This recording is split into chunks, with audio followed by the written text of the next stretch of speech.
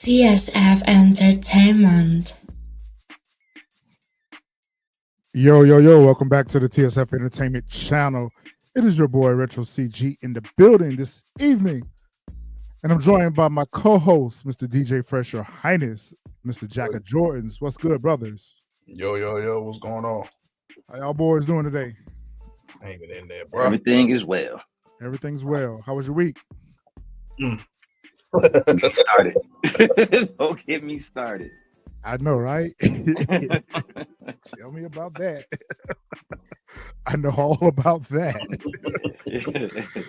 So we are back to talk about our favorite book in the Power Universe. It is Raising Kanan, Power Book 3, Raising Kanan, Season 4, Episode 402. It's all love. All right, fellas, what y'all thought about the episode? It was dope. I'm with DeMarcus. I give it a 9 too. I just the time jump though is what threw me off a little bit. Like that time jump was like, and I guess it threw me off because since that last one was like 3 months prior, and then they showed it, and then now it's showing this, but it was just like, to me, it was just like such a huge time jump though. Like when we get to those scenes, I'll talk about it more because I don't want to jump. But for me, it was like the time jump that was like, I feel like it should have been something there we could have got explained during that time jump or something. Well, you know, it's like what I was talking about last week. I felt like since we went 3 months backwards, that we would possibly go 3 months forward to get to current day in the story. So yeah, we knew there was going to be a little time jump, but yeah, there were moments where it was kind of confusing, like how far along are we? Yeah, that's what I was like. Well, yeah, well, this was a certain scene. I was like, wait a minute, like how far along did we go? How far did we go? Like, is it a year? Like, is it just a couple of months? Like, is it these 3 months in the present? Like, what happened? Right. Shout out to the chat, y'all. Y'all make sure as y'all coming in, y'all hit that like button. And if you haven't subscribed to the channel already, please subscribe to the channel. Make sure y'all drop y'all comments in the chat. And we'll go ahead and talk about this episode. Let's go ahead and get started. All right. From the jump off, the episode title was It's All Love. It was written by Dylan C. Brown, directed by Monty DeGraff.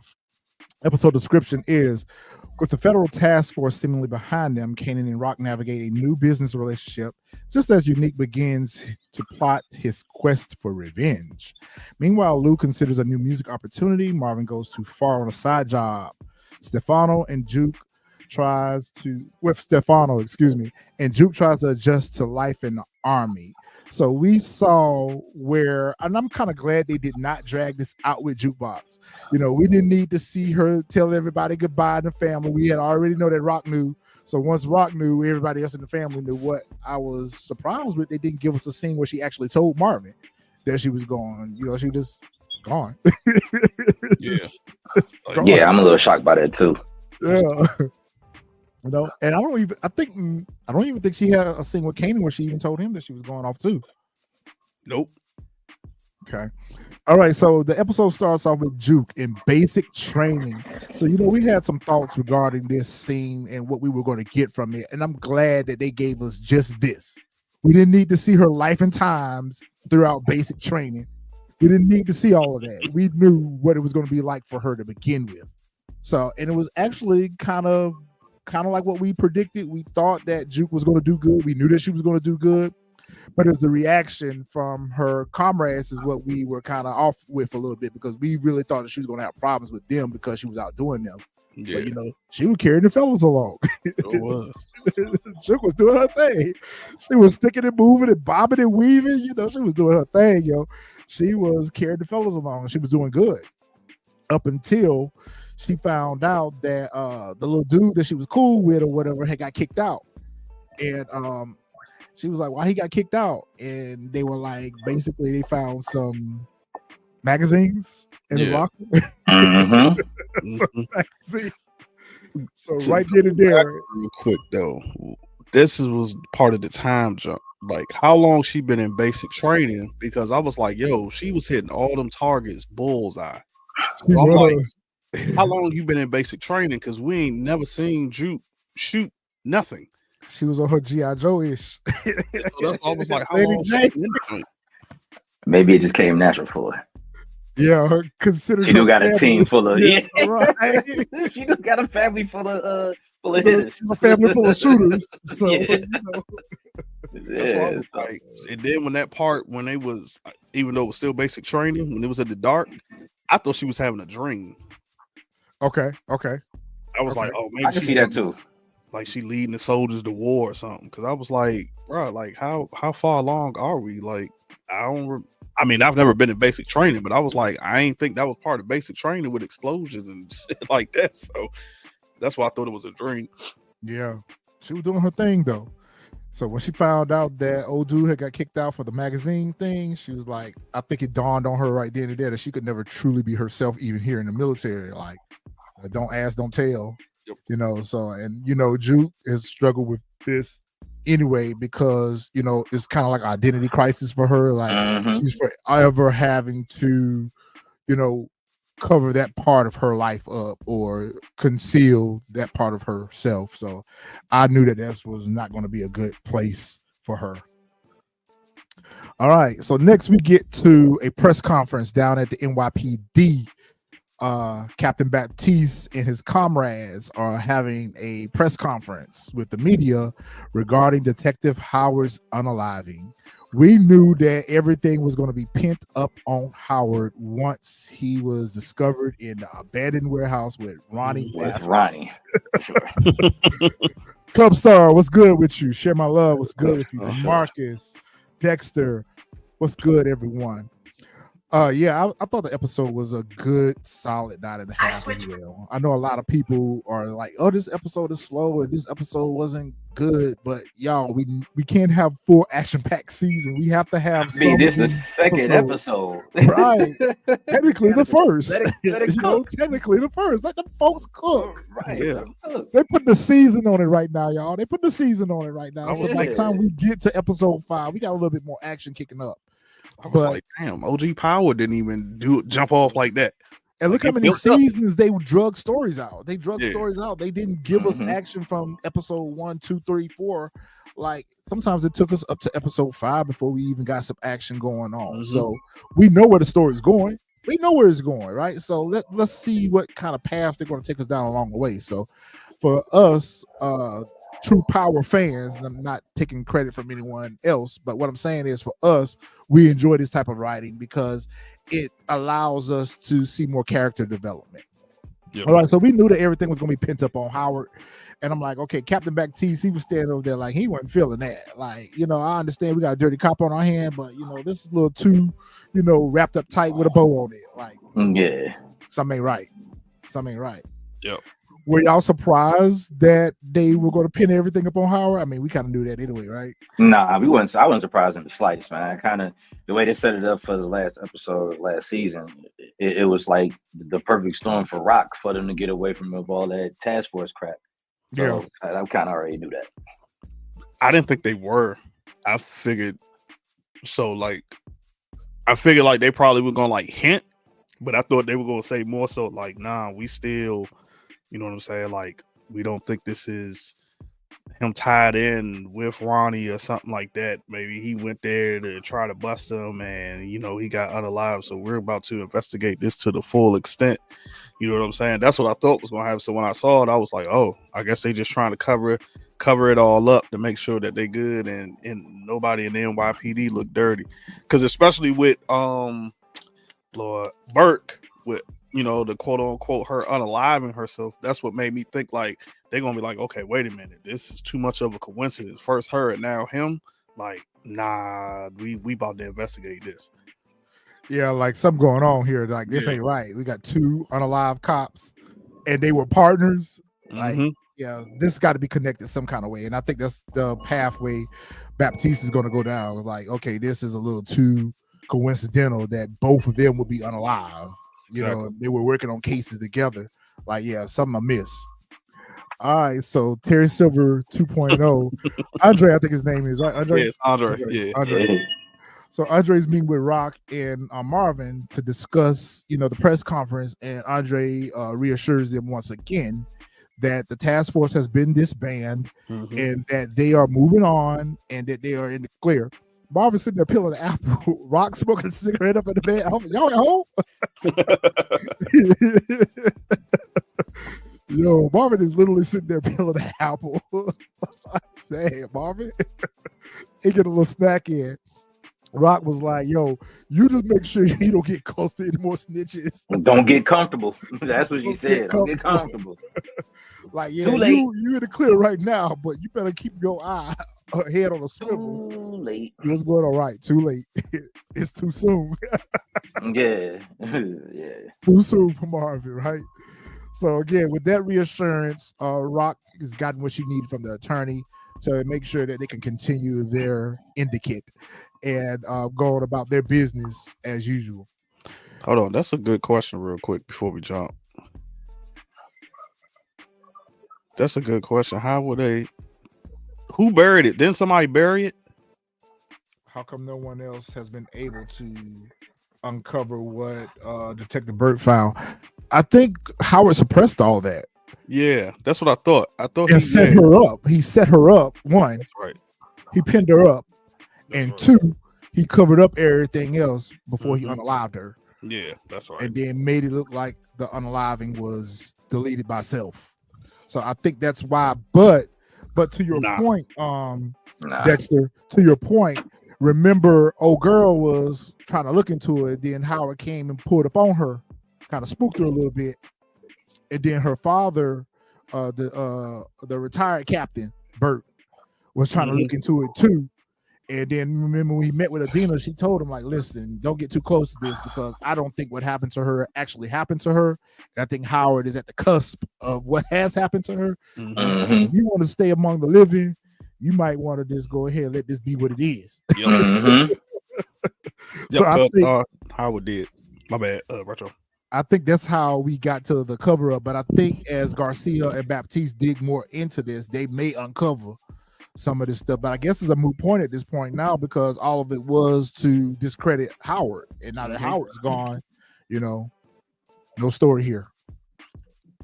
All right, so unique. So Unique is out and about, rolling up to his old spot. We see the eviction notice on the door. He goes into the crib and he sees what remnants remain from his past life. That's the best way to describe that. There's nothing left. They don't put all this stuff out on the yard. Pernessa and Jerome is gone. Lady Bird, fly away home. Your house is on fire and your children are all gone. Everything is gone in Unique's past life. And we know that he struggled with that. He sees some items left behind. The fish tank was left behind. He found a little checkerboard. I don't know what the significance was of the checkerboard. I don't know if it was a signal to us that, someone's playing checkers versus chess, or was it a signal that that's something him and Jerome used to do, play checkers together, him and his son. Yeah, that's what I was trying to figure that out because I was like the emphasis that the camera showed. I was like, yo, what's the significance of this? And I tried to go back and rethink and rewatch. I was like, I don't ever remember seeing him playing checkers unless maybe it's season 1 or something. I don't recall him playing checkers either, at least not with his hell. I don't think he really played checkers with anybody. So it could be like an analogy or a Lord is giving us something else behind it. I think it is going to Cubstar's comment that where is that? Oh yeah, Power always gives us a checkerboard or a chessboard. That is true. That is true. We have seen that throughout several of the installments, the chessboard all the time. So maybe it's a ode to that. DeMarcus, we kind of talked about that last week too. That it would have probably made more sense for him to call Pernessa versus E.T. But at the same time, Pernessa wouldn't have known what to do for him. Nope. I think he called the right person to consider the situation that he was in. But what was curious is why didn't he call Pernessa after he started to mend? So we'll get Not into only that, I comments. looked at it as he didn't even know where Pernessa was. Yeah. Or if she was like still alive since he knew Ronnie was the one that put him in that ditch. So he figured he might have just woke up and thought, Ronnie took them out too. DeMarcus says that Unique was teaching Jerome how to play checkers. So I know there had to be some significance to the checker board because he broke down right after he saw it. So let's talk about this for a minute. When he started banging it on his head like that, what is that? Is that him trying to sort out what his thoughts are, or is that him going into a rage moment? Like Rage. I feel like that's him trying to clear up his cloudy right now. You know, it's like banging on the TV. Yeah. Make the picture come in. Yeah. That's what I think of when I see him do that. Man, I think it's some significant damages behind what happened to him. Mm-hmm. And this is kind of like the aftermath of it. You know what I'm saying? This is a symptom. You know, so that's basically what I thought. This is a symptom of what we're going to see coming from him. Bolts that are loose right now back into place. When he started hitting on that head, you better watch out because something gonna happen. Exactly. I look at it as like Two-Face. Like it triggers the now I'm about to crash out mode. Like he be chilling and then immediately it's just like I can't even think of the movie. He just see red. Yeah, because then right there I was like, he busted the wall. He did crash out. Yeah. I was like, that's the other side. The doctor kept warning Early Tyler about like, hey, like I'm trying to tell you, German Shepherd. That's that German Shepherd. I'm trying to tell you, the nurse. Yeah, that's that German Shepherd. You might want to gonna bite a lot of nurses. Ain't that the truth? He gonna bite a lot of nurses. So Kanan in here putting in that work. He doing his books right now. He counting up what he don't took in. Like, okay, we did something, but we can't afford. We can't afford to pay top dollar right now. So I got to drop back down the minimum wage. Mm-hmm. I thought it was funny given our current economic situation. You can't afford to pay more because we get less. Kanan is feeling the effects, the cause and effects. But what's interesting is I wonder how much of the work he's actually stepping on, because they really haven't shown him stepping on the work much at all. Versus the past where, I guess he kind of learned his lesson about trying to step on work. I was about to say, I didn't think he was. Yeah. Since we saw he was getting it from Raq. Yeah, he probably ain't got to step on it. He probably. Yeah. Well, considering the fact that he's having such an issue with his profit and loss right now, you would think that he would be trying to stretch it a little bit so he can get more profit out of it. But maybe he hasn't learned that lesson fully yet, or maybe that hasn't clicked in his head that maybe I need to step on a little bit of his work in order to get more of his profit. Like Refresh said, maybe he kind of like good point, let me not do that because of what happened before. Mm-hmm. Hello to you, lovely Blueprint. What's going on? Also, I think is that he realized he probably at the same time was probably paying his workers too much and not realizing, like when Crystal said something to him last week about like him and the profits, he might have been paying them a little bit too much, and that's why he ain't got that much profit because he was paying them a little bit too much, and that was cutting in on his whatchamacallit. And you know what? I think he was, because remember they addressed that last season when he got the couriers from Oh Boy. He was kind of paying them more so they would work for him and not the other guy. I can't remember what his name was. I think it was Paul or whatever. All right, so we get introduced to a new character. Mr. Oliver O.C. Carter is Kanan's top lieutenant in his burgeoning drug business. O.C. can come across as a little awkward and neurotic. He's a whiz with numbers and knows how to keep his head down. So this new character right here, I wish they would have, and I'm sure they probably will at some point, but I hate when they just bring new characters on the screen like this and don't give us just an introduction of how they came in contact with current day characters. I was thinking the same thing because I was like, when he was counting, from? Yeah, where did he come from? Homie just walked on the screen. I was like, hold up, where the hell homie come from? Yeah, who this? I ain't see you on no bike. It would have even been better if he was one of the couriers that got promoted. That's what I'm saying. That's why I was like, I never saw him on a bike. That was my first thought. Like maybe he was one of the couriers who got promoted, but I was like, I never saw him before. Like no shade, not trying to be messy or anything like that. But is the character like a little person? Yep. Because he's the same height as Kanan right now that's sitting down. That's what I took it as. Because when Crystal walked in, like she was looking down, so. Yeah, I kind of took it as that he was kind of like Bushwick Bill. Exactly is what I thought. Yeah, that's what I figured. Like Bushwick Bill. That's what I thought.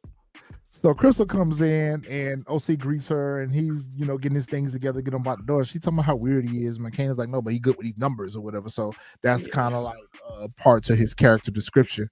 So I think he is going to do good work for Kanan, and kind of become Kanan's right hand, I guess. Until I already got foreshadowing for this character right here. Until he crossed path with Ronnie 2.0.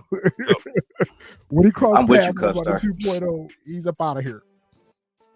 All right. So Crystal is trying to, she's trying to get a little something. She wants some real quick. We learned the fate of their impending child, and I'm like, damn. Between Kanan and Raq, they just. Yeah. Right. And remember, I had just asked about the pregnancy. What was that, last week? Yeah. And I was like, oh, well, now we got the answer. Like, but we also learned here that she was upset about having to do what Kanan paid for her to do. Yep. She didn't want to do that. She wanted to keep child. And so I'm thinking to myself, what future did you think you were going to have with Kanan and this baby? Right. I mean, look where y'all still living. Right. Look where y'all living at. Look what he does for a living. And his business or lack thereof. Like, y'all still living in the Roach Motel. But when she made that comment to him on that couch about just because you got a messed up relationship with your mama don't mean I was gonna have one with my child. I thought you were gonna spaz on her and put her up out of there. But yeah, that's what I thought was about to get ready to happen. Yeah. But everyone identifies the fact that Kanan has mama issues, and that's a weakness for him. And it's truly a weakness for him that he needs to get under control because everybody knows it, everybody sees it and exploits it. He told her that I'll just pull out because he ain't had no more Jimmy hats. She was like, no, that didn't work for you last time. He ain't getting none. Then she accused him of running around with some chick named Michaela or whatever, which we hadn't seen Kanan with nobody else anyway. So I don't know where she got that thought process from. Exactly. But, she's running around with a hustler, so the emotions that they going through or whatever. And so she gets mad with him, and she, kind of like pouty about the fact that, I'm thinking to myself, you just got finished getting rid of this child. What do you want to try for another one? What was the purpose of getting rid of the first one? Get rid of the first one. Right. So he's like, nah, I ain't trying to hear all that, And so she get mad and she storm off. I'm like, okay, well, it was necessary since it happened last season. So we had to get some from it. Yeah, they had to close that. Yeah, I'm about to say we need to close that. Because people was wondering, like we even questioned it, the last episode. So we had to get closure on it. Yeah, we had to get closure. That's what we need. No, I don't think so. Do y'all think? I don't think so.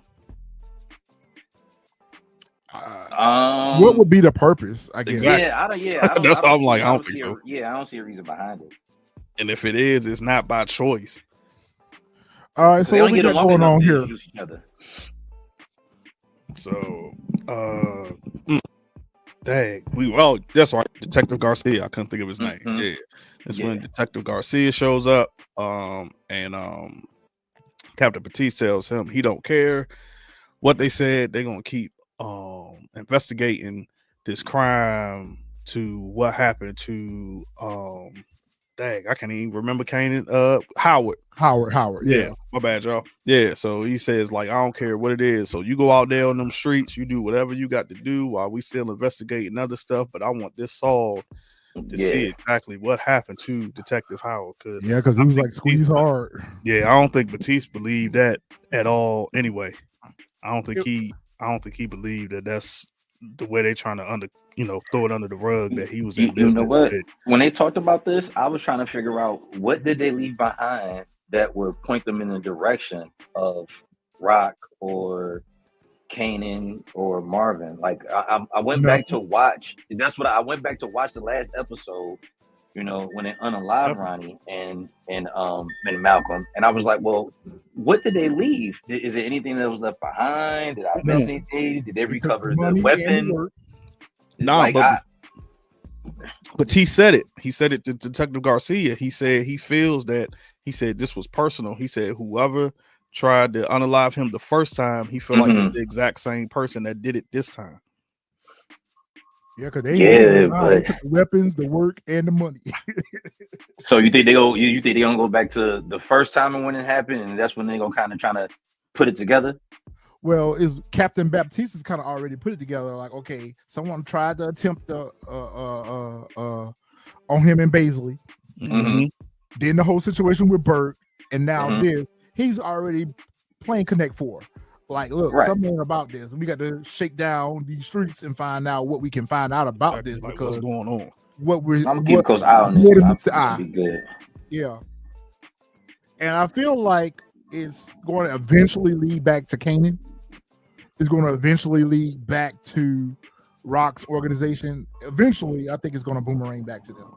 I mean, who else is the likely suspects? Now, what would really turn that on for them is if they discover that Howard was Kanan's father. Now, if that comes out, then yeah, it's a clear pathway to them. Yeah. I don't think it ever gonna come out because I think we never got that in OG Power. But I mean, who knows? Yeah, that's right. We always knew him as Kanan Stark. Mhm. In OG Power, we never got to learn that Kanan was the son of a cop, an unalive cop. All right, so Lulu, he is big. Yes, let's give it up for Lulu.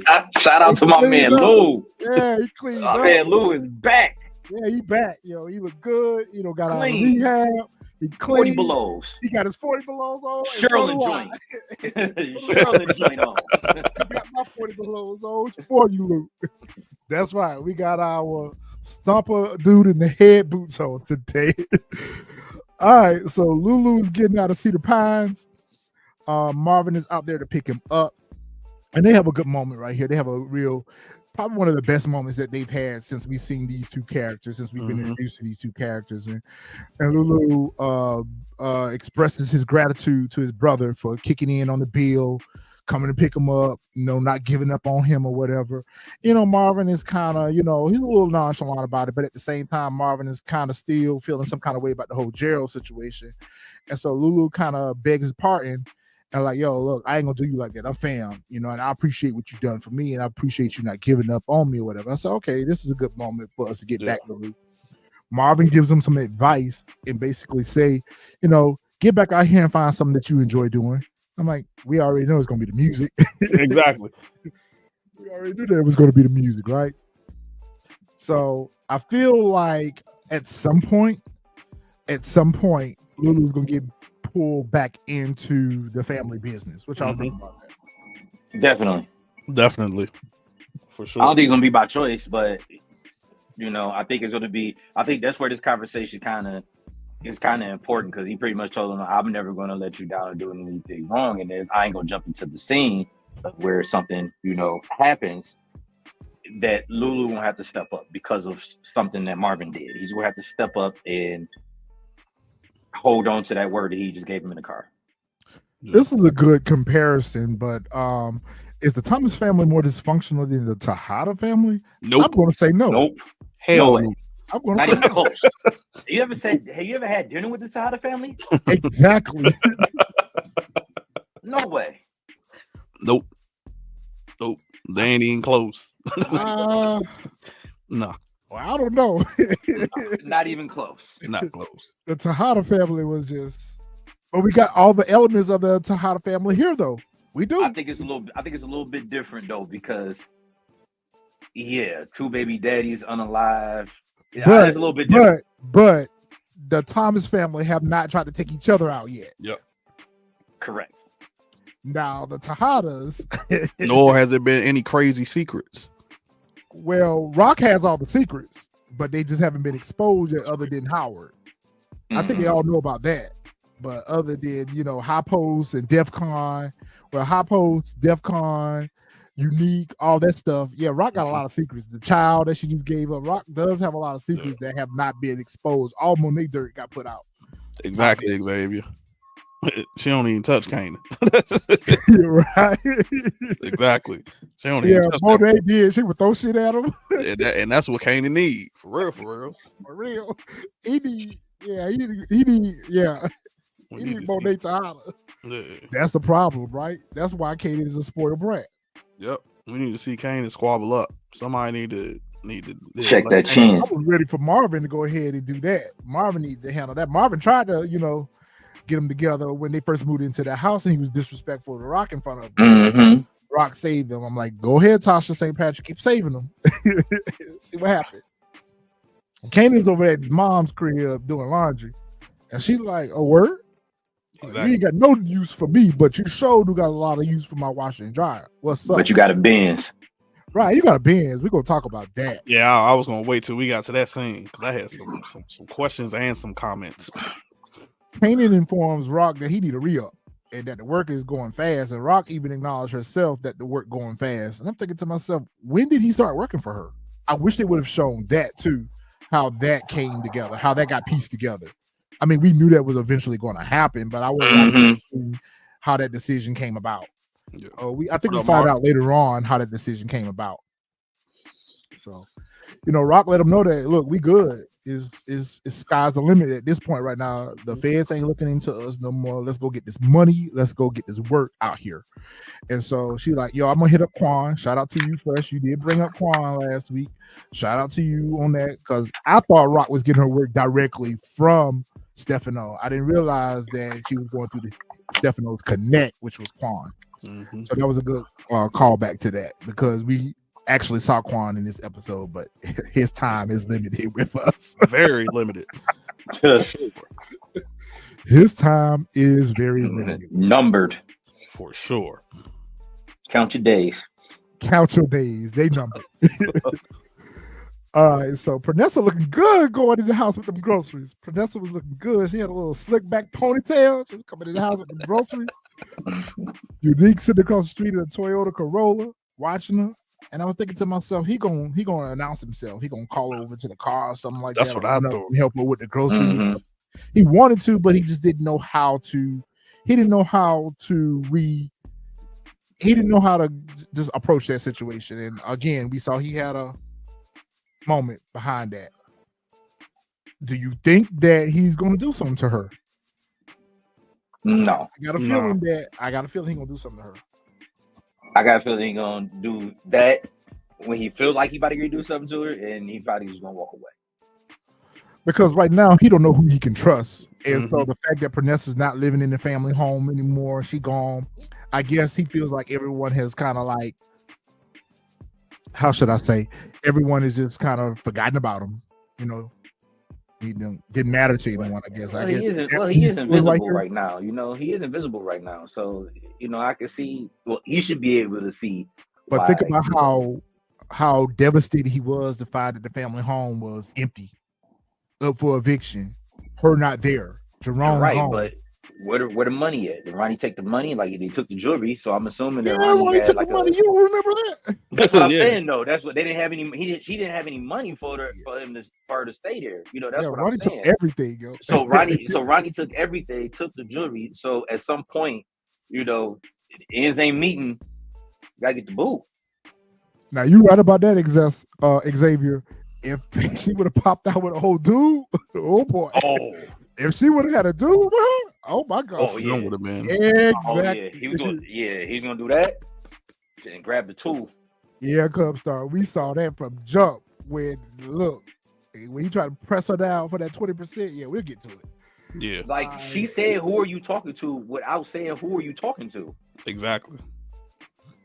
Okay, so New York says Kanan had to start working for Raq because Ronnie and the bodega lady, Juliana, both are unalive, and he had no other connect. I guess he was. That's why he was getting the work from adjacent Juliana, because Ronnie was getting the work from Juliana, and they cut the Colombians. Okay, good one, New York. Good one. That's a good one. Yep, Pranessa back home with her mama, and every time we see Pranessa, she's dragging groceries. When Ronnie ran up on her, she had groceries. Yeah, groceries. Sure did. I forgot about that. Didn't she bring him some Cheerios too, or something like that? Yeah, but when we see her at home with Unique, she was fixing him sandwiches though. But she stayed at the grocery store. Yeah, I forgot all about that. Yeah, I know we did silly right now. All right, so Garcia pulled up on Kanan, and here we learn that Famous has been missing for 2 months. I am going to go back. I'm not going to go back on what I said. I am going to go back to what I said last week. I think there is something going on with the character itself. This seems to be kind of like spliced in. This storyline that seems to kind of just be thrown in here because it don't make sense. Yeah. It don't make sense how we last saw the character. We last saw the character being arrested because of his mama turning the weapon in and him being questioned by NYPD. We never saw him released. We never saw anyone go and make bail for him. We never saw anyone go look for him. So this whole thing about Famous being missing, it seems to be out of place. I agree with that. It is. I think, like you said, I think that's the storyline they wrote because of the situation that's going on with the character. But this is also why I was saying last week why I don't think that. Remember, I kept saying I was like, I just think Famous gone somewhere. I don't think he's gonna be the one that's unalive this season. Like he's gone, and it could be also because remember we saw a sister last week. Shoot, he might have fled out to Cali. There you go. I was gonna say that. Do you think that that's why Jessica came back to scoop up her brother? Get him up out of there. Because how Famous on the run? We saw Famous try to scrape and scratch to pay rent. Like, how has he got resources to be on the run? That don't even make sense to us. But going back to, we didn't talk about it, but going back to Marvin and Lou's conversation in the car, where Marvin was telling Lou that, Puerto Rico's record on the radio a hit. And then he told Lou that, Famous was on in the wind, 2 sheets in the wind, on the lamb. And that he heard through the streets that Famous is talking. And Lou like, nah, Famous ain't no snitch. Talking to who about what? He the one who want to lie Freddie. What are you talking about? So, or do you think he's talking about Kanan and Ronnie? Or do you think he was talking about Ronnie? Like, what is Famous talking about? I think that they found out that Famous, you know what I'm saying, he got locked up. And now that they can't find him, like, he was talking. I thought about that, Xavier, but that don't make sense though. Because why would he be in Witsec unless who is he telling on? He don't know nothing. I was trying to do a little bit more research to see if it was something going on with Mr. Ortiz himself, and I couldn't find anything. I just tried to look up something. I couldn't really find anything. Well, the streets are telling me that there's some problems with the actor himself. Yeah, I couldn't find nothing. Because I was just like, he could if the feds came to him. Because remember, he is working with Kanan. He was moving weight with Kanan. Yes, remember he got yoked up. He was the one who got yoked up with the product and the money. He was the one that the weapon implicated. He was the one who unalived Freddie. So, I mean, what could he possibly be telling the feds? Yeah, sure.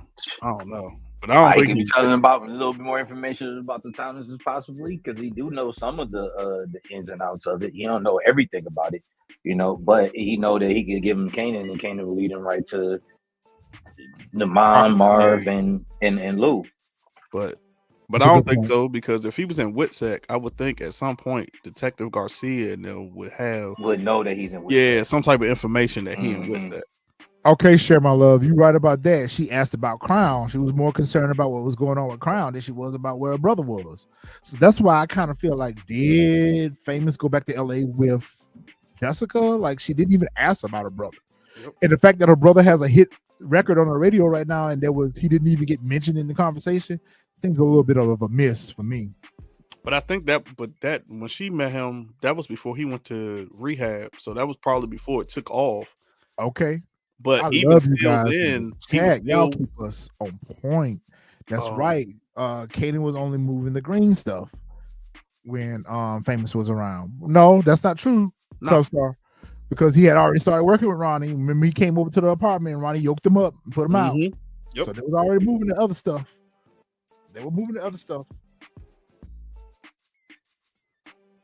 He did see the daddy test, DeMarcus. You're right, he did. But that means he's unalive. Howard is unalive right now. Again, there's nothing here to tell. There's not enough meat on this bone to get Famous out of the charges that are drawn back to him. There's no immunity here. So what is Famous telling? That's what I want to know. What is he telling? I think it's one of those tweets where, unless he's talking about the Thomas family, unless he's telling on them. I think it's one of them joints where, like, of course, since they're not going to show us that, I'm thinking that possibly after that whole ordeal, they probably couldn't connect him or something, and he made bail. And after he made bail, that man just decided, like, yeah, I'm getting the hell up out of here. I'm up out of here. Yeah. So Garcia is shaking famous Kanan down, and we learned that this is probably about the third or fourth time he don't roll up on Kanan. Kanan's like, you ain't got nothing here, you ain't gonna see nothing here, you ain't gonna get nothing here, and I ain't got nothing to tell you. So keep coming back. Garcia gonna be a problem here because Baptiste already told him that you're a one-man show. Do whatever you gotta do to get what I need to get up out of you.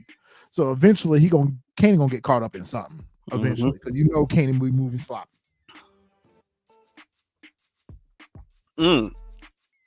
Before you jump in. Oh, that's a good point, Cub Star. Exactly. That's a good point. Yeah. Perfect. That's a great point. Good point. Man, Lou, you need to call a cleaning service up. But Marvin did tell the super when he let him in last season, don't touch nothing. I know exactly how everything was left, and that's how he left it. The way he found it. I know that joint reeked. Yeah, you got roaches and everything. I thought for sure when he said right there, I was for sure thought like a rat was about to run across his feet or something. Man, Lou, I would have went on stayed at the Rock House. And then when he sat down on the couch, I was like, man, I hope it ain't no liquor in the bottles. Yeah, lucky. I was like, man, I hope it ain't no liquor in the bottles. And he started to try to clean up the place, but pulled up the bootstraps and got to clean it. So, you know, Juke doing her thing or whatever, and she just realized at this point, I think it clicked on her that, I don't want to really do this. Yep. I don't think this is a good idea. Oh, shit, we got a $2 super chat from DeMarcus. I think that Kanan will smoke Detective Garcia. Kanan don't need to try to unalive any more cops. He's not successful at doing it. I was about to say nobody. Kanan don't need to do that. He don't need to unalive nobody. He gets in trouble. No, he don't know how to shoot. Exactly. Marvin pull up at the Chinese restaurant. Chinese restaurant or whatever. He come to check on their work or whatever. And they got a worker in the back that, he ordered his number 37. That's his meal. He ordered a little 37 and he watching. And you see old boy stuff some work in his pants. And Mom like, hell no. Hell no. What you doing? And Marvin like, yo. Did you just take my work? No, I didn't take nothing. I did nothing. No way. No, I didn't do nothing. I'm good. Marvin said, drop them pants. and the work dropped out. Marvin put it on out of there, and they was like, "Oh, we so sorry, we so sorry. We so sorry. He got sick mother." And Marvin like, "I don't care nothing about no sick mother. He's still in my work. It ain't happening on my watch. Get him up out of here. And if he come back again, he's unalive." I was just trying to figure out, but why was he stealing the work? I guess he was stealing the work because he was going to sell it. You about to get your or use it or shoot it up himself. I'm about to get your head blown off. You gotta get your head blown off out here taking these people work. Man, you're supposed to be bagging up these meals. You're supposed to be bagging up these to-go orders, not the work. Yo. You like, hi, sayonara. So sorry. Yo, y'all so stupid. Y'all know these two people are not gonna be with us much longer, right? Y'all know that sure. They're not gonna be with us much longer. Unique. Yeah, they done. They're done for. Yeah. Unique gonna roll back on them. That's right for them. Next week, they out of here. They go. They out of here. What? They got an underground gambling ring or something they got going on? What they got going on down here? Yeah, that's what it looked like. Yeah, I was about to say they've been had it since last season. Oh yeah, that's right. That's where they met Quan at. Yeah, They was running a gambling ring or something with his little mullet. Yep. Or whatever the hell this little hairstyle is. He got this little swoop, whatever. Quan down here, shaking folks down, intimidating folks, and out of nowhere, for no apparent reason whatsoever, I guess inflation, he decides to go up 20% on Raq's re-up. Now you know good and well this ain't good for you, Quan. As soon as he said it, I said, "Oh yeah, buddy." I said, "This." That was that look. Do you know who you're talking to? When I saw this look immediately, I thought of the Scarface scene when Scarface see his sister out there on the dance floor with the dude, Yep. And the red light, it just go red. I was like, yeah, bro, it's a wrap for you. I was like, yeah. I was like, Raq about to make an example out of you, bro. It's about to be a wrap. We don't know when and how, Yep. but it's going to happen. So it's gonna happen. The thought is processing right now. It's rendering right now. Try to figure out how she gonna do it. She was like, word, 20%. Oh, word, 20%. I bet. Okay. I'll be back. I'll be back. Bet. Bet. I'll be back. She gonna catch him flipping, and he up out of here. 20. Bet. Okay, so Marvin.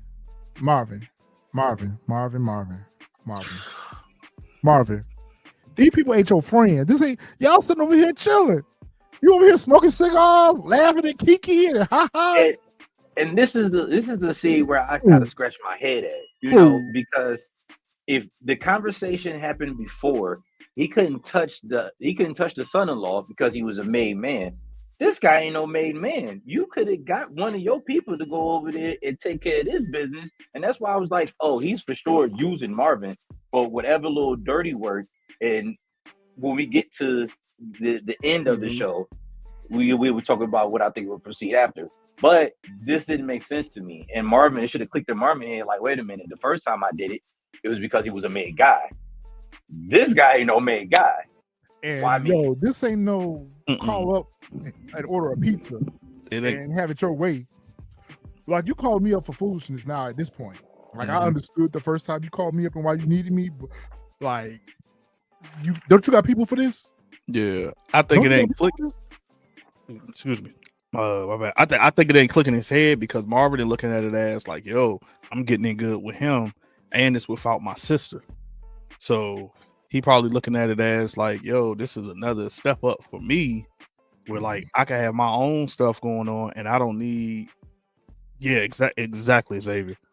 Like exactly. Well said, Xavier. I couldn't have said it better myself. Marvin, you haven't learned your lesson yet messing with these Italians. Yep. It ain't been going good for you since the whole situation up in Jersey.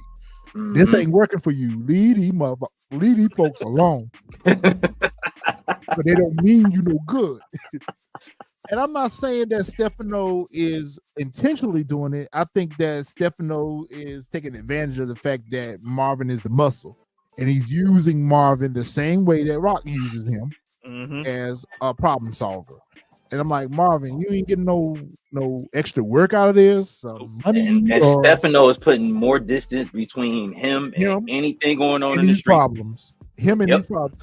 You already put one down at the church. You don't went and roughed up the daughter's husband, and now you out here. Yeah, you ain't doing nothing, running up a tab on yourself, Marvin. Yep. Yeah. This. I said right here, Marvin. This ain't your homie. This ain't a homeboy right here. Like, you a mooly. Monkey, whatever they call us, all that stuff they be calling us.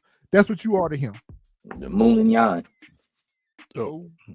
And that's why, and just like you said, that's exactly why he's using him to do his dirty work, and that's why he hit him exactly and didn't want to get Raq involved, because he knew Raq would be telling him like, nah, we're not doing that. Or Raq would be like, we'll do it, but you got to give us something out of it. Where Marvin just be like, oh, okay, cool, I'll go do it.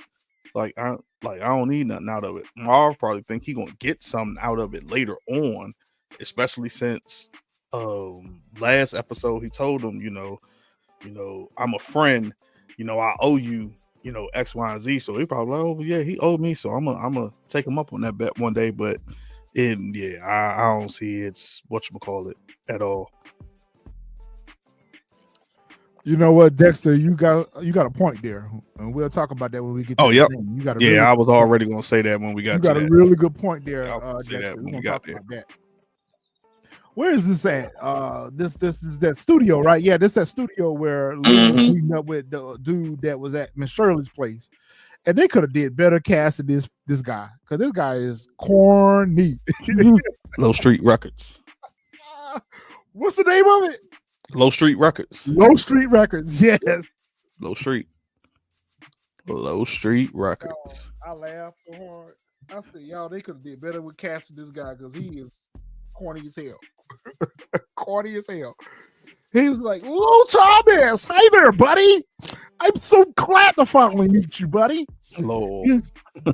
You know what, Lou? We all have those problems. You know that? You know, Lord. everyone deserves a second chance. You know, I've Lord. been to rehab 3 times myself. Yo, buddy. when he gave him the list of what he went to rehab for, Cocaine, like, liquor, and Jesus. pussy. Yeah. I was like, what is going on? I was like, What is happening here? Why are we even having this conversation? And Lou looking at him like, I don't care. Hey, buddy, we've all been to rehab. I've been 3 God, times. that's crazy therapy. That's crazy. I went for cocaine, liquor, and nussy. Yeah, buddy, come on in. I've been dying to meet you. I'm like, man, Lou, get out this man's face with his corny ass. Like, Lou said, there go to Cub Star. Shout out to Cub Star. What is sitting in front of Lou right now? oh man, chessboard. A Chessboard. chessboard. Good All job, the time. Star. Chessboard. You get a thumbs up for that, Cub Star. And speaking of a thumbs up, if you have not already, please hit that like button. And if you haven't subscribed to the channel, please subscribe to the channel. All right, so Lou is sitting here. Old boy is fixing him a cup of tea, and he's sitting Indian style on the couch, and he's on yum come ray, hey come mom, yeah, whatever. And Lou looking at him like, why am I even here? Like, what's the business you got with me, bro? What you want with me? And Buddy was like, okay. I'm like, okay, Lou, you sober right now, so I need you to start using this. Buddy getting ready to start to shake you down. He was like, and then you said the wrong thing in front of a YT person. You said the wrong thing. Oh, it's not even about the money. I just want to make music. That's why you ain't gonna get no money. That's why he's gonna go 10 times platinum, and you're gonna get $100,000. You're gonna be working free for Leo Cohen. You ain't gonna get no money. Y'all No killed money. me calling him Leo Cohen. No money. Vaping you records. Buddy's sitting here saying we got a hip hop imprint on the label that isn't doing good for us at all. You know, we got an act side, you know, and the biggest hit that we've had on label is what you and Famous put out. And I'm thinking to myself, how is it that you were able to put out Famous's record if Lou was in rehab? Who gave you the rights? And Famous was gone. Who gave you the rights? Remember, what's her name from the bar? Oh, Miss Shirley did sit in the music. Yeah, Miss Shirley made that connection. Right. Yeah. Oh yeah, Shirley, I yep. forgot about that. Yeah. Yep. Before he even went to rehab, Miss Shirley made that connection. I can't remember what the guy's name is with Lou, and that's how I ended up getting up out there. He did. So he's like, we got a hip hop imprint, and it's not really doing good. I mean, the only act we got is locked up right now, and it's B Riller. And you know, if you can go and give him round him up, you know, you guys can speak the language. You know, I don't really know how to communicate with him. He's a little bit of a thug. I don't know how to communicate with them. It's crazy. Well, that's the impression he gives. That's what he gives. Yeah, I was just about to say, Jack, the way he I talking, like know, it was but killing me right now. Yeah, he gave that. He gave us that. He gave us that. I don't know how to talk to black people. His impression of Lowell is killing me right now. Yeah. Yeah. So like, you know what? I'm really just trying to get out here and do some things, and you know, I'm just trying to really get back in the swing of things, and I'm really not trying to make a commitment right now. But you know, I'll go holler at this Be Real and see what's up. If he's good as you say he is, then we'll talk. I'm like, Lou, what? Going back to Bulletproof Records. Going back to Bulletproof Records. Do your own thing, Lou. Don't get into bed with this guy right here, because whatever you make is gone. Not Bulletproof Records. That's what the name of Crown in his little record studio was. That's right, sure was. That's right. That's right, Bulletproof. Hey, Stefano ain't got a care in the world right now. You got Marvin, stupid ass, out here doing your dirty work for you. There's money coming in. Life is good. What you want, Rock? Life is good over here. My hands are clean. My hands are real clean. What you need? Rock go over here and express her distaste and disinterest and wanted to continue to work with Quan. She's like, why don't you just move him out of the way and let me be the connect? And Stefano was like, for me to consider that, you're gonna have to bring me some substance to this. And I feel like if Rock would have known that Marvin was doing these little side jobs for her, she could have used that as part of negotiation. But if you want Marvin to continue doing this dirty work for you, then you know you'll consider what we talking about right here. Yep. But at this point in time, she doesn't know anything about that. Yeah, no clue. So I'm thinking to myself right now, she's going here to really try to get Stefano's blessing to take out Quan. Yep. But when she take him out, she gonna be saddled with his debt and his problems. So, all right, we got another super chat from DeMarcus. Raq will deal with Quan again. Joaquin as a plug. Nah, I don't think so. I think they gone because I think they gone. Stefano to be ready to turn on somebody real quick. He don't care about nothing but the money. He don't care about nothing but the money. You see how he's pinning. He know how close Marv and Raq is, and pretty much know Raq is in charge. You pretty much undermining what her running her organization by going to Marv and making him do this stuff. Yep. We see Juke at the bus station. She getting on the Greyhound, headed to ATL, baby. So here is where I got lost. Come on. I was like, Atlanta. I was like, what the hell is in Atlanta? So at first I thought, I was like, okay, well, maybe she escaping because she thinking like since she leaving basic training, immediately they gonna think like, oh, she went back to New York. They're gonna come get her. I'm gonna go to Atlanta real quick, lay low, and then come back. That's what I thought at the beginning until we get there. And then when she was walking, so this is why I was like, okay, is this another? I was like, what the hell is this? Is this a dream? And then Aisha show up, and then here's where I'm just like, okay, wait a minute. This is like a huge time jump because last episode, even from last season, we saw them with Butter. So what the hell happened to Butter? Butter is gone. like No we Butter. see nothing of how it got broken up, dissolved, and nothing. I was hoping that we could see a little bit more of Butter. I wanted to see a little bit more of Butter. You know, Butter was doing their thing. So Aisha and Jukebox reunite with each other, whatever, and they're just so happy to see each other. And Jukebox went in and showed Aisha just how much she missed her. Wow. She went in. She went in. Got her situated. She got her real together. At first, I was like, man, what the hell going on? And I was like, oh, okay, never mind. Oh, that's right, Clubstar. Clubstar said Butter ended when the FBI came to the mall and scooped up Jukebox. That's right. That's right. That was the end of Butter. Yeah, it was a wrap on that because she said, you just messed up my whole life. Yep. Yeah. I mean, yeah, I remember that they took her, but we never saw what did you used to call her last season, Retro, the manager? Oh damn, I forgot what my nickname was for like we never saw because remember, even though the last episode, even though it was 3 months earlier, when they were sitting down with Aisha's parents was Pebbles, like, that's right. It's favorite of Pebbles. Pebbles, that's Pebbles, right. Yeah. Like we didn't even see like it just get dissolved just because of that. So it was just like that's why I was just like, yo, like Pebbles wasn't holding phone with them. That's why I was like, how far along are we? Because I was just like, yo, like they was just sitting down at the dinner table. Now, granted, that was 3 months ago, so that's why I was lost at the time. Like, you're like, yo, where are we now? Where this was just 3 months prior, and they were sitting down, and her parents are like, yeah, no, this is just a thing. You're going to college, and then now, like, she's in college. Well, I'm just like, well, damn, like, how long ago? Like, where are we at now? So that's why I was confused with the timeline jump with this whole situation, because I was just like, I figured at least with that flashback, we would have saw, Butter get dissolved or something. Pebbles come in there and was like, this is it. We're done. Like, Crystal, you're pregnant. Jukebox, you got the FBI after you, and Aisha, you're just here. So it's a wrap.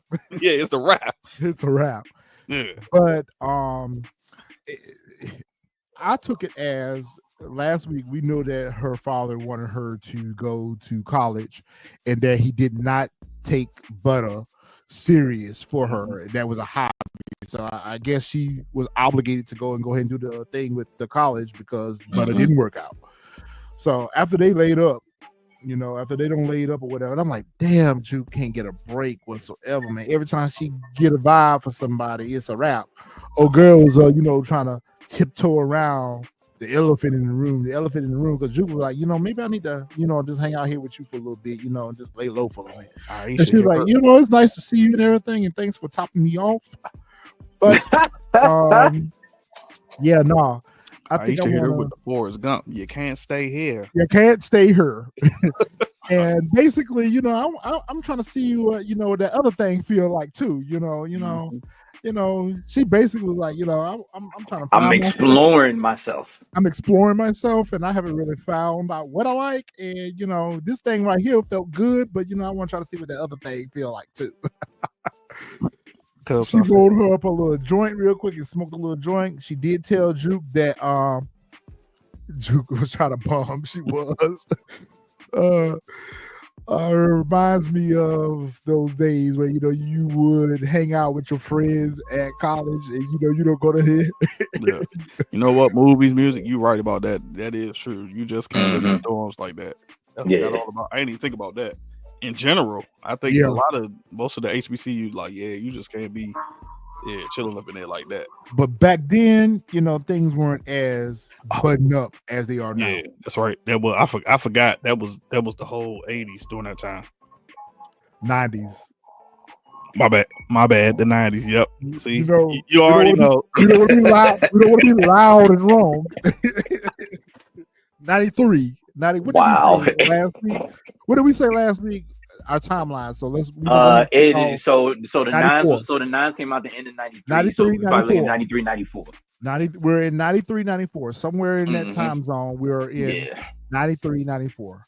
Now, anyone who wants to challenge that, we got undeniable proof that we are in 1993, 94. I'm talking to sneakerheads alone. You're talking to sneakerheads, one. So when we see the shoes, we go to the original year that they were released. But on top of that, they were listening to SWV. In this, Google it and do your resume. Google SWV Week and do your resume and see what year it was released. That's what year we're in. We're in 93. All right, so Marvin roll up to the dude that Stefano has solicited his help for. And I thought exactly what you thought, Jack. Immediately when I saw this scene, I was like, well, damn, dude black. I'm like, why did he send Marvin to take care of this problem when he could have sent any one of his goons? But he gave Marvin his truth. Yep. That's why Marvin unalived him. But at the same time, Buddy already sized you up and told you what you're doing. Like, you stepping and fetching, bro. What are you doing? Which is the truth. It was the truth. Like, why are you the bookie, the Marcus. Yeah. He's like, man, I make too much money for Stefano. Like, you ain't finna do nothing, Marvin. And see, two to the chest, one way he used to think. I think that conversation had to happen though. Where he said, "I make too much money." Because if you watch any of the mafia stuff, they top earners, especially if they in the mob, if they're a made guy, they don't get touched. You leave them alone. They could almost get a pass for everything because it's all about the money. For them, it's all about the money. By him doing this, this is going to leave a void in revenue because he just told him, I'm a top earner. It don't matter what you do to me. It don't matter. I call the shots because I make him a lot of money. Now you just took out the person who makes him a lot of money. There's a void, Marvin, that's going to need to be filled. Who is going to fill it? And somebody needs to fill it soon. He don't care if you're doing him a favor. He don't care about none of that. You just cut off some of his money. You don't think, Marvin? You are finna fill that void, sir. You don't think. You don't think at all. You are finna fill this void right here.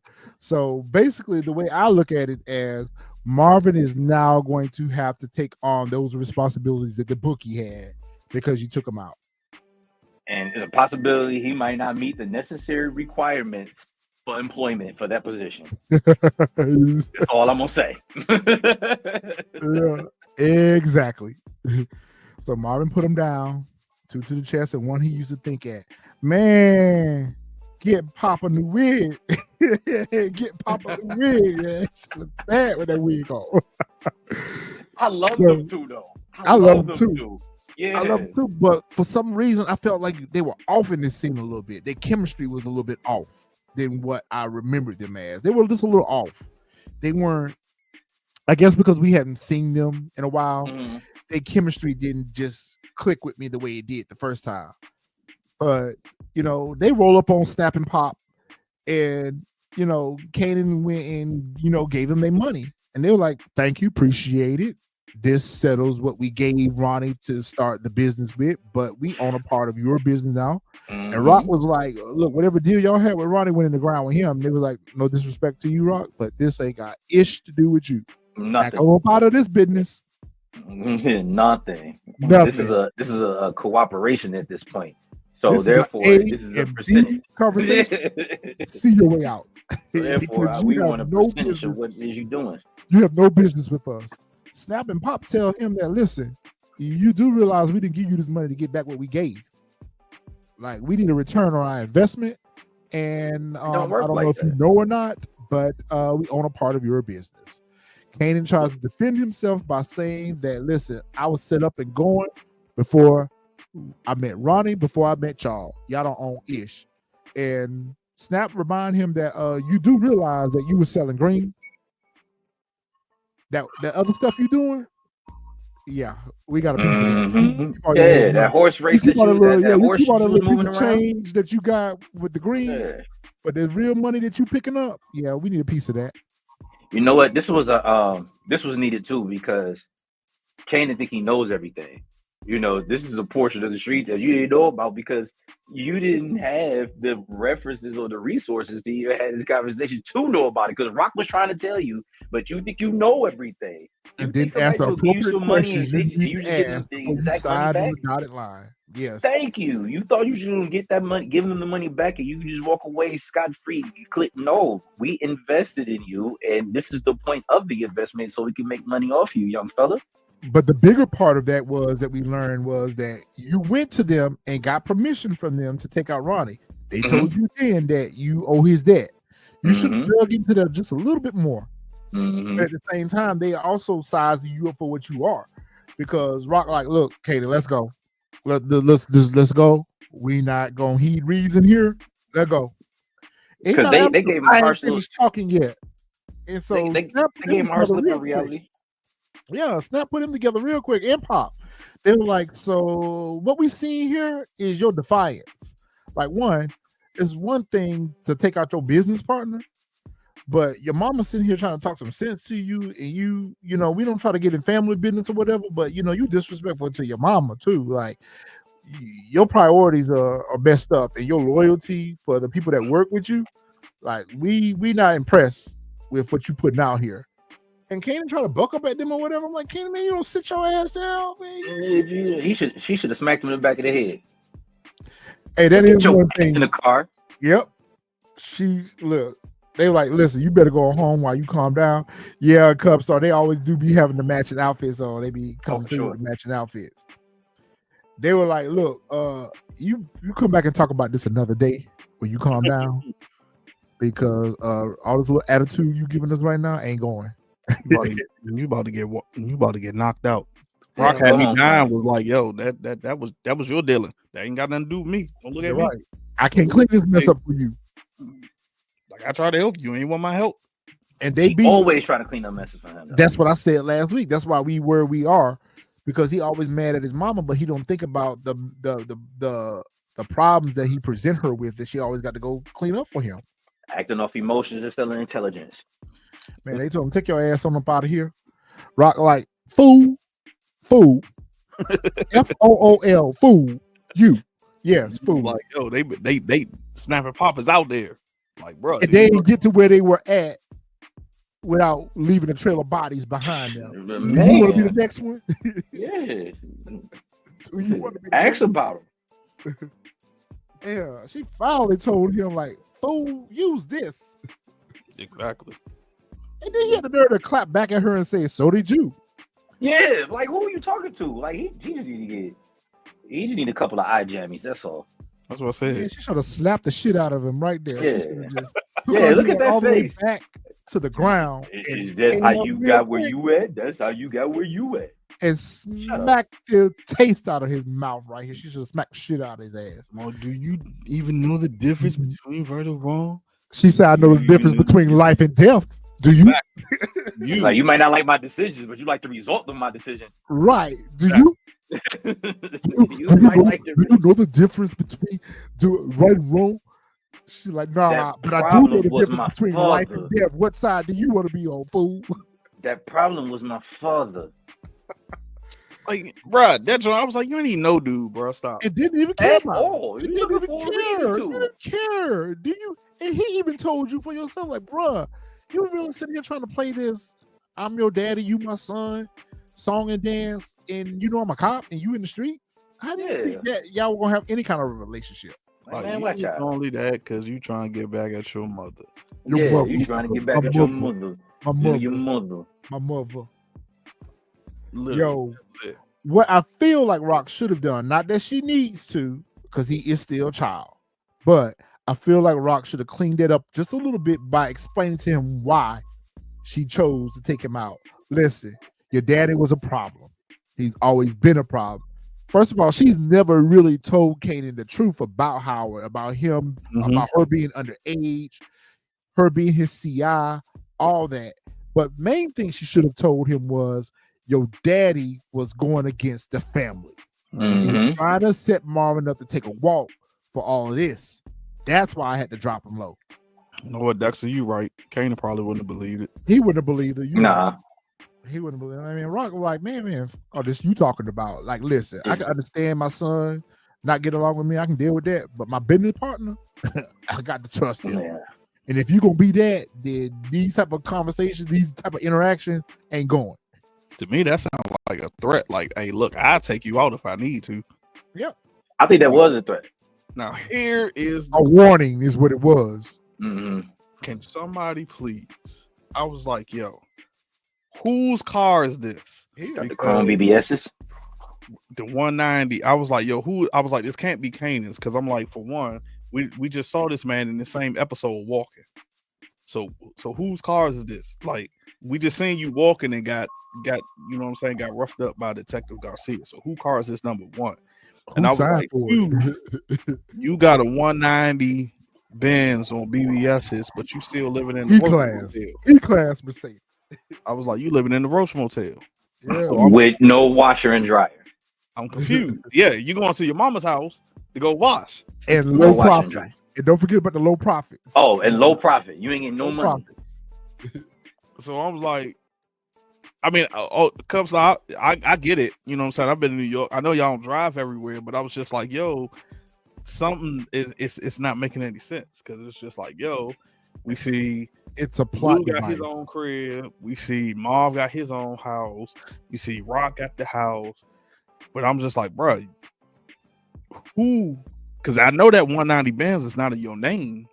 Like, it's a plot device. I was just like, where it come from?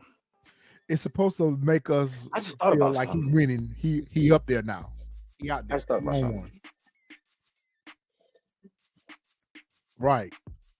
I was just confused. I was just like, bro, you still living in a Roach Motel. So I was just like, when your mama tried to give you that car last season, you ain't want it.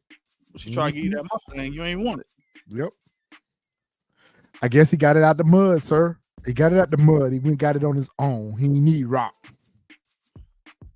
So at the doctor's office, Kanan is with his grandmother, and she's getting a prognosis, the results from her test results regarding her condition. And the doctor is pretty much trying to find every professional way, nice way, gentle way to tell her that there's no hope. Ain't no hope. And somebody said earlier in the chat that probably by episode 5 she'll be gone. And so at this point, Mama Joyce. What do you think this scene is showing the audience though? Like, what, you know, because they bring, like, what do you think we're gonna get from, you know, Mama Joyce no longer, you know, being with us? I think, and I hate to do the jumps, I really do, but if you've seen the season trailer, you see Raq shedding a tear, and I think this is why Raq sheds a tear. Is when I guess they setting it up to see Raq be vulnerable. Okay. Because we never really seen Raq vulnerable. She's always had to be that the hard body exterior, like we saw how she was with I can't remember his name. Tiffany. No. Yeah, Symphony. Yeah. Yeah, like how dude tried to love her and she, she put on this whole front like, nah, I ain't in love with you. Get up out my face. Yeah. Same way with Unique last season. Like she in love with Unique, but she still put on that barrier. Mm-hmm. And now that this is going on, like I think it's gonna hit her. Like, at the end of the day, that's still my mother. Like, yeah, I don't know. I think what it's given us here is I think this is losing the grandma. I think is going to somehow bring Kanan and Raq back to understanding. Not full reconcile, but I think it's going to bring them back to a moment of family first. Mm-hmm. I think that's what. And then to your point, Fresh, I also think it is also going to be a moment where we get to get some of Raq's going to have unresolved issues with her mama. Mm-hmm. Her mama's going to pass on before they can get peace. It sounds like all three of them got unresolved issues with Mama Joyce. Yes. For real. Okay. All right. Hey, movies, music, and sports, and I think so too. We've been talking about that off camera. Yeah. We've had a lot of discussions about that off camera, and it's going to be 2 against 1 on this one. We also agree that Marvin is up out of here this season, and it could be that she is crying about Marvin too. I guess I said it last week. I didn't think that it was after this episode, I agreed with it. Yeah, I concur. Yeah, I guess I'm the only one who think different. Yeah, I concur. Yeah, that's a good point. I just think it's not just because of this was just like one tier. Like, I mean, I guess I don't know. I just don't see. You think that she would be more distraught? She would be more distraught. Like we would see something where like she is hella more distraught. Like, yo, Marvin is gone. Dang, and I can't even. Cub Star, when we get to the end of this, I'm going to go into a little bit more detail as to why I feel. Yeah. I want to say why it's not Marvin, but I don't want to be spoilers. So we're gonna talk about that. I'm sorry, we're gonna talk about that because we'll chop it up. I agree though, they do need to take Lewis dead. But what's interesting here, the mama's comment is that Kanan basically told her, like, listen, I think this is not a secret that we need to keep from the family. Mm-hmm. We need to go ahead and let everybody know what's up. And the mama she's very reticent about doing it, but she's also conflicted about it as well because she's like, damn, I got to face my kids. So we know that she hasn't been a good mother to them. And for some reason, I don't think that she feels like they're going to take this well. But at the same time, I feel like they will all put their beef aside for her and allow her last days on earth some peace. But I don't think she feels like they would. Yeah. Ludo went down here to the jail and we meet B-Rilla. I like B-Rilla. B-Rilla was talking mad cash shit up in the jail. He was like, yeah, y'all whack, man. Everything that stuff y'all got on the radio, whack. This record label, whack. Like, what you want with me? And he was like, listen, you got a story to tell, and I think your flow is good. Like, like, what you in here for? He was like, robbery. He was like, but I ain't do it. I ain't robbed nobody. I ain't robbed nobody. I ain't did it. I'm an innocent black man in jail. Luke like, fuck all that shit you talking about. Like, listen, if I can get you up out of here tonight, we can work together. He's like, look, if you get me up out of here tonight, whatever it is, I'm with it. So I'm like, okay, we know that Lou gonna get him out of jail or whatever. But I wish they would have showed how he got him out. He went to the lawyer. He went to the lawyer. He went to Raq lawyer. I mean, I figured that, but I'm like that. Well, when matter of fact, you know what? Preponderance of evidence. The preponderance of evidence. By the fact that he said he didn't do it, something in their discovery probably broke down and allowed Raq's lawyer to get a loophole to get him up out of jail because whatever they had against him wasn't strong enough to keep him. That's the way I'm going to put it out there. Like, I mean, yeah, I'm thinking he had to have bail because, like, even if there was a loophole, you ain't getting nobody out of jail that quick. Like, it's still like you still got to be something. Like, oh, you be out tomorrow. Like, you got to present it in front of a judge or something. So, hey, Cubstar, you like me? You like me? I said the same thing. Oh, you talking cash shit? I'll leave his ass right there. Yeah, that was Lou way out. You on the same page, ma. I would let his ass right there. Oh yeah, word. That's how you feel. All right. Enjoy the commissary tonight. If it wasn't for the circumstance that Lou was in, with the rehab and everything, he probably would have left for sure. But at the same time, Lou needed to work. Yeah, because he needed something to hang his hat Famous on. is AWOL right now. All right, DeMarcus, got another good chat from you. What we got? Who flow better, B-Rilla or Famous? B-Rilla. I'm gonna have to agree, B-Rilla. B-Rilla. Even though, Marvin, what you doing on here doing business on the phone, on your house phone that's in your name? We don't do business on the phone. We don't do business on the phone, and we damn sure don't name drop on the phone. We don't further my point. Which further my point of what I said earlier is because now he like you can get anybody from Southside Jamaica Queens to do this.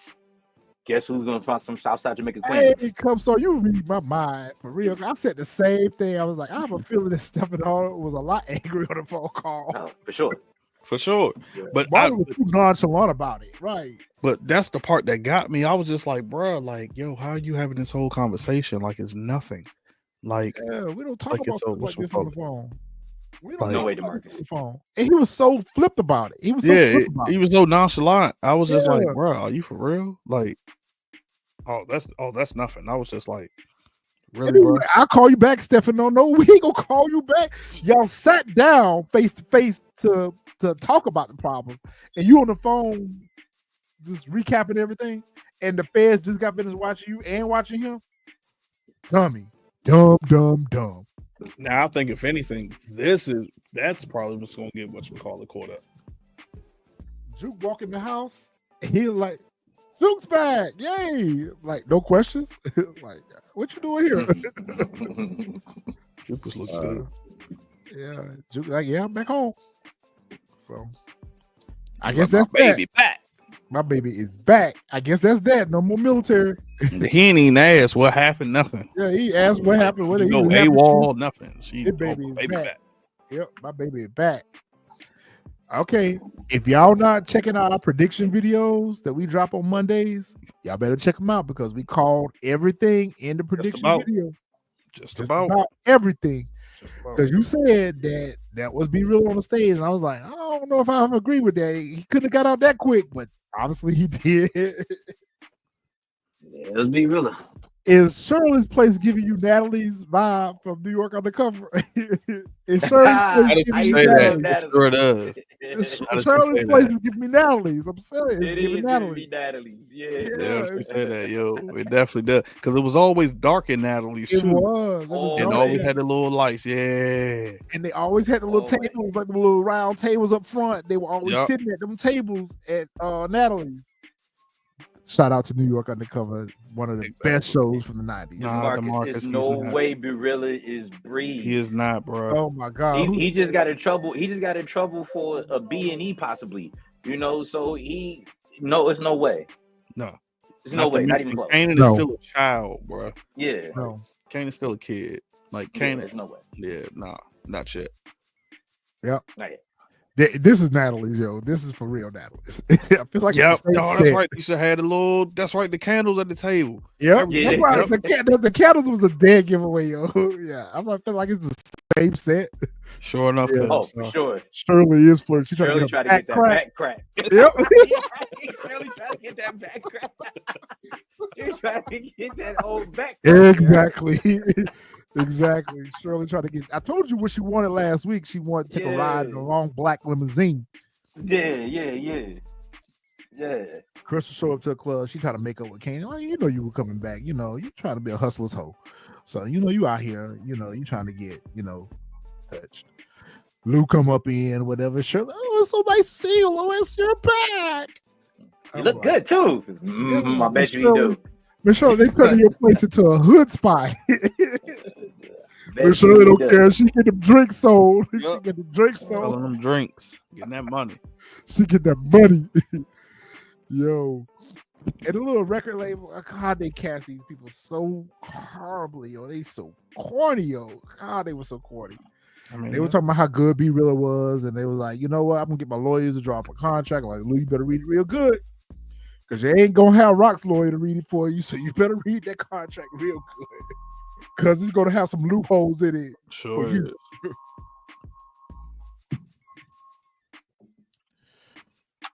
Shirley wants an Amtrak ticket. She be flirting with Louie and Marvin. Yep. Shirley is glad to have An people come around. Amtrak ticket is crazy. It's crazy work. Look, Shirley's so happy to have a Daniels. packed house. Shirley, like, she's glad she got company coming around. She had nobody in the club last season. Juke back, everybody happy to see her. And I was surprised that her and Crystal didn't have no words or whatever. She even sat to the table with them with no beef. I'm like, okay, Yep. that's cool.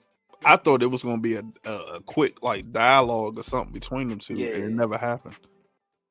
I thought for sure. That's what I was waiting for. I was like, yo. Actually, this is where I was waiting for a reference to Butter. You know, Mhm. I hadn't seen you since the group dissolved or whatever, something to that effect. They sit here watching Be Real. Everybody act like they so mesmerized by Be Real or whatever. Yo, when I saw this scene right here, I said it. I didn't think it was gonna be this episode, but I did say it. Like, you know, they ain't show Raq spend this much time with the lawyer throughout all the seasons as much as he's spending time with him this episode. And I'm like, okay, what they talking about when she asked him, yo, what's up with these connects you got down here at the police? You got connects everywhere, whatever. You know, you need to let me in on some of them connects. And he was like, well, if I do that, then you won't have no use for me. I was like, oh, that's it. That's confirmation right there that he's not going to be with us much longer. When he mentioned Marvin, and I was like, Marvin. And she, I'm sorry, I thought you knew. I was like, yeah, it's a.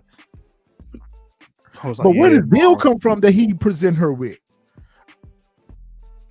How do they know that she's connected to Stefano? Because remember, he said that, you know, if you talk, you know, you got to get out of jail free card that you can use anytime you want. So just think about that. Put that in your back pocket, you know. Because he told her, he said that they have photos, because remember right here is where he tells her, like, yo, they had photos of Marvin meeting with him first, and then not too long after that, her meeting with him. And I figured that's because from last season, remember when Stefano got dragged in when they came in and raided his fish joint and locked him up. And I figured they still been keeping tabs on him since then. And that's how they got them pictures, because she was surprised and she was like, Marvin, like, why was Marvin there? Like, she had no clue. So I think from that, they still been keeping eyes on him, and they saw that. And that's when they was like, yo, hey, tell your client, like, hey, if you know, hey, she gives us some information, like, hey, we'll get her off, etc., whatever. I can see her doing it too, DeMarcus. Hey, you know what? That's good. That's a good comparison. Crystal's like a young Tasha, because she's actually trying to help Kanan along, like how Tasha did with Ghost. That was a good comparison. I do agree. I felt like that this scene right here was a little foreshadowing of his pending fate. Before he did that though, I thought he was trying to hit on Raq. I did too. I was like, damn, Raq, we ain't gonna go that low, right? We ain't gonna go that low. Yeah, I thought he was like, hey, why don't you come back over to the crib? Yeah, I'm like, we ain't gonna go that low, right, Raq? You ain't sleeping with the help now. We ain't gonna do that. And then I was like, when they gave a hug, I was like, okay. I was like, wow, that's off. And then this is the scene I noticed. I was like, oh, Raq got rid of the Range Rover. She got Land Cruiser now. And remember, somebody said that last week that her whip had got sprayed up. Yeah, I remember that. But remember but you know, I keep forgetting that was 3 months earlier. So when Juke was driving it, that was the Range. Okay. Yep. When Juke was driving, that was the Range. Right here, I say, yep, that's unique watching. Yep. Lurking in the shadows or whatever. And, you know, he's like, okay, I got to give it to him. Even though everything is disconnected up here and not plugged up, it's connected enough for him to know where he needs to. But I got to give it to Unique, though, because we've seen Unique more strategic than Raq was in taking out her strong points. Yeah. Because even in season 1, when they were beefing over the corners or whatever, he was doing similar things then. Mm-hmm. He was doing similar things like this, what he's doing right now, to make more of an impact of where it hurts her the most at. When he robbed the bodega, when he kidnapped Juliana and stole her money and everything, he's hidden her in her pockets. He's doing more than just cutting out her resources, but he's also taking away her advantages. by Now you just answered my question, because when we got to the scene, I was gonna ask y'all. I did not understand him unaliving Andre. Like, I couldn't grasp it, but now it makes sense since you just said that. yeah. But the question I have here is, okay, so you follow Andre. My question is, how did you get upstairs before him? Unless you already knew where he lived. Or you had already. Well, that's a good point. Because there's no way if you followed him and was like, oh, he lives here, like you, because then you wouldn't even know what floor he lives on. So it's just like, that's why I was just like, okay, I guess he automatically. But here, when he unalived him, it sounded like it was jealousy, because It was because he was like, "Are you you smashing her? You smashing Raq too? She messing with you too?" Like, and then he just. So I thought it was jealousy. I thought it was that two-faced Both. dark side that came out. Everything is both. Everything is both means that I'm taking out a resource or ally for her, but at the same time, I also feel like you doing something with her, and he still got a little vibe for Raq, even though he's angry with her right now. So he's like, you know what? If you messing with her, that automatically sealed your fate, and it did. Yep.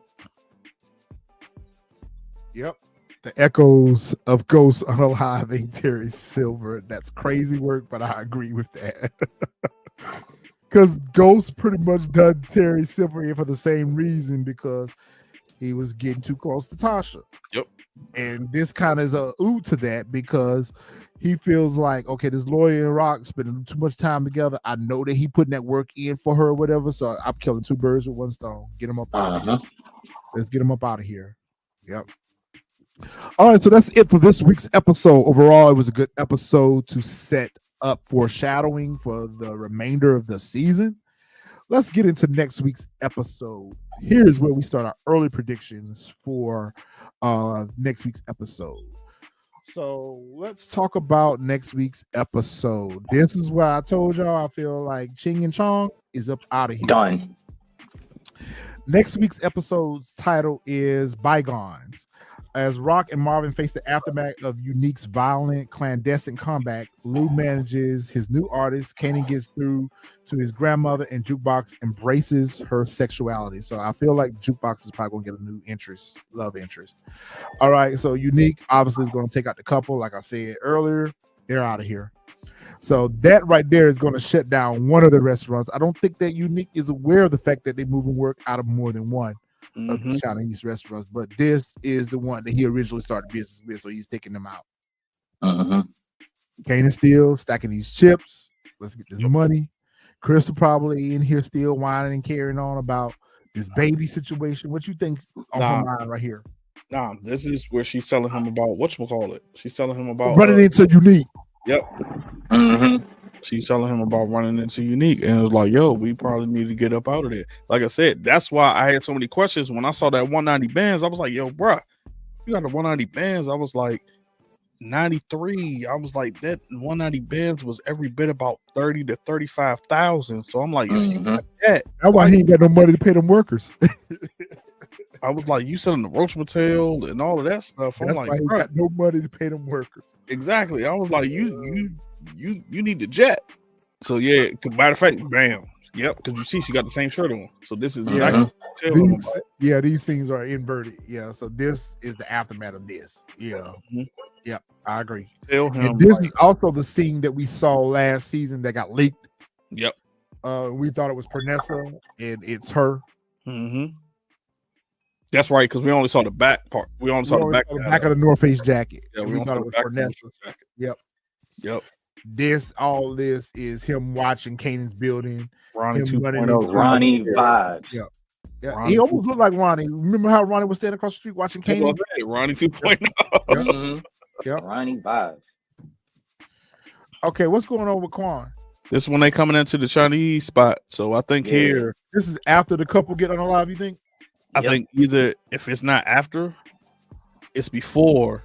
No, you know what? I think if it's not after, it's before, because I think this is where Quan probably finds out that she trying to take him out, because she's sitting there with her security guards, and she like, yo, what's good? Like, yeah, I'm taking your spot. But I think you Okay. might be right. It might be afterwards, and she think, Yeah, I think and it's Mom think that Raq took him out. Rock took him out. Yep. because of the 20% increase. Yep. Mhm. That's what I was thinking too. All right. So, do you think Raq is going to address Marvin here about his side hustle with Stefano? Absolutely. Yep, absolutely. Marvin, you need to leave these mafiosos alone. They don't mean you no good, bro. Absolutely. Don't mean you no good. I think it's absolutely. Who Marvin watching? I don't know. I've been trying to figure that out for the longest time. Who he could possibly be watching, and I have no clue. All right, so chat, who Marvin watching right here? Because we can't figure that one out. Maybe when they drop the picks on Monday, we'll get a better idea of who he watching. What's going on with Kanan goofy ass right here? Oh, that's when he's talking to Juke, and he was saying to her like, see, and this right here. This is exactly why I'm trying to figure out what happened to Butter, because he asked her right here about Butter and her dreams for singing. And she got the she pulled out the jersey. Yeah, she pulled out the jersey. What you call it? Yep. He asked her like, "Yo, what happened to Butter?" So that's why I'm confused. That's what I said. The timeline for me. Did he say Butter or did he say what happened to your dreams of singing? Still, same thing. Because she's looking at the jersey again. I swore he said Butter, but even I think he did say something about her singing though. He did. So I'm just Marcus say Marvin was watching Quan. Okay, could be. Oh, that makes sense. Could be. Yep, I'll give you that. Yep, this is where they having that conversation about her dreams and whatever. And Jukebox like, man, I don't know.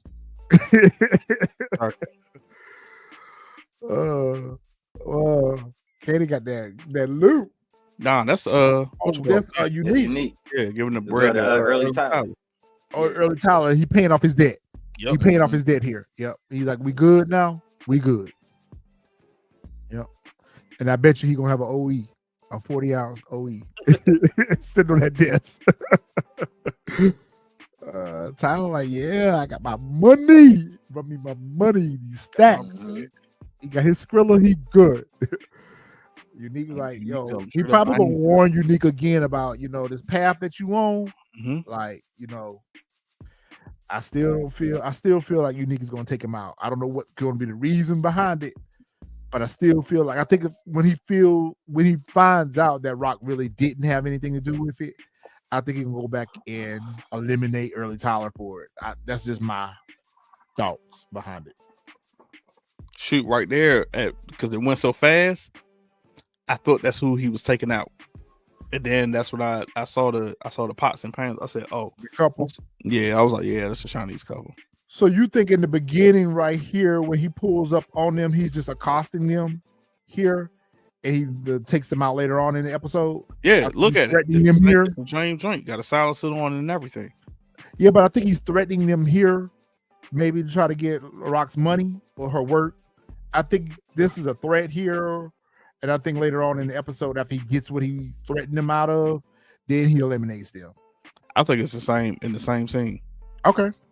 Because it's just like, they're outside in the other scene and they're inside here. That's he catches them because if I remember correctly from the trailer, I think they're taking trash out and he catches them. Okay. And they go in and he trying to get some info. And then this one, he's just like, yeah, I don't need y'all. Bye bye. And take him out. Like I said, at first I thought it was early Tyler. So, for some reason, I feel like he gonna do just more than unalive them. I think he gonna rob them too. Probably so. Yeah, I can see him doing it. Yeah, because he ain't got no work and he ain't got no money, so he need to get his re-up, and I think that's where he's going to get the money from to pay early Tyler. I think he gonna rob him. That makes a whole lot of sense now. I think that makes a whole lot of sense. All right, fam, that is it for this week's episode. Overall, like I said, it was a pretty good episode. We needed for development purposes. Yep. So I think next week we're going to get the big reveal with Unique, episode 4, 5. What, that he's alive? Yeah. Next week. No, we get next week. Next week? Yeah. I'm talking about to the main cast. Next 4 week? Then. Okay. I think it's about 4 because with Crystal telling Kanan. But That she didn't refer to him as Ranique. She referred to him as I ran into this strange dude. yeah, because I don't think she know who Unique is. I think she by don't know 4 who we'll Unique probably I think by 4 they'll probably realize like, yo, Unique is alive.